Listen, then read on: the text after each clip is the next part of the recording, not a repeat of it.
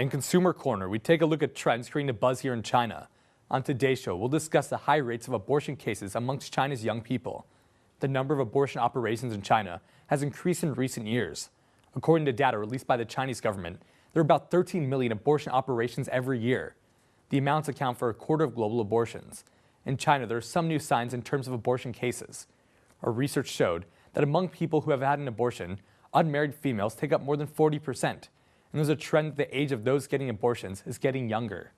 A hospital in Chongqing exposed that according to their hospital records, the average age for getting an abortion is younger than 22 years old, and most of them are migrant workers. Among those getting abortions, high school and college students seem to be the largest demographic in China. Due to the lack of basic sexual education and some traditional beliefs, most will choose to avoid the shame of their parents and get abortions in places besides hospitals. They will buy aborticides or go to personal clinics instead. These personal clinics can also be dangerous, which have become infamous for their low-quality equipment and staff. In May of this year, a hospital in Wuhan, Hubei province, showed an advertisement on its website. It said they offer painless induced abortions. If students get an abortion, then they can enjoy a 50% discount, which is about 450 yuan, or about $74 for each time. Many online users oppose hospital advertisements. They thought that this would mislead more young people to have abortions.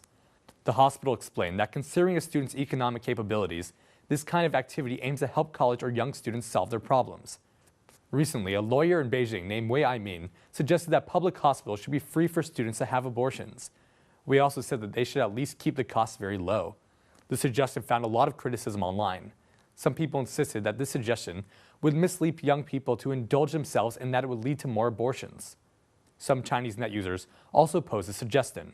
One net user commented, quote, "I think this lawyer was not clear about what the real problem was. Now the crucial thing we should do is to guide more young people to avoid accidental pregnancies. We should intensify support for contraceptives, but not to provide free chances for them to have abortions. This kind of service could not help decrease that abortion case at all.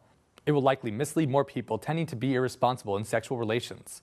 Another net user even strongly proposed, quote, "First of all, it's kind of a regular thing for students to have a pregnancy," and meanwhile indicated that schools are failing in teaching sexual education to students.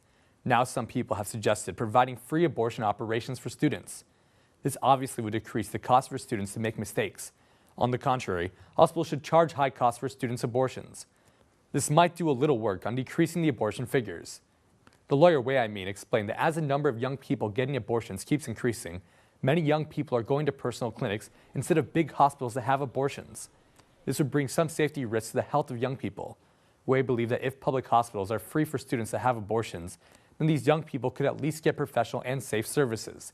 It's a practical way to protect young people's psychological as well as physical health.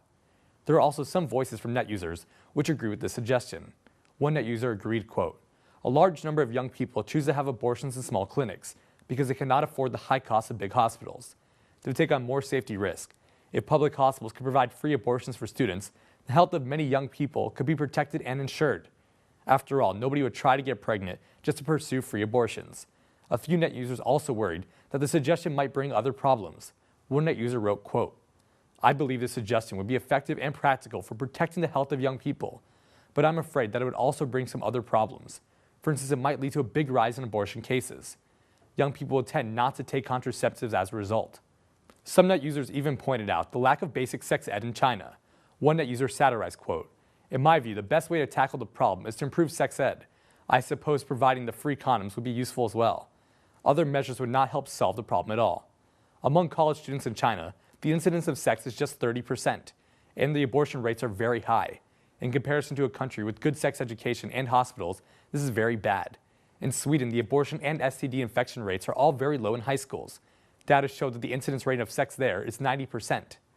It is mainly attributed to the widespread popularity of sexual education. This distinctive difference might be a telling indicator of problems within education and facilities in China.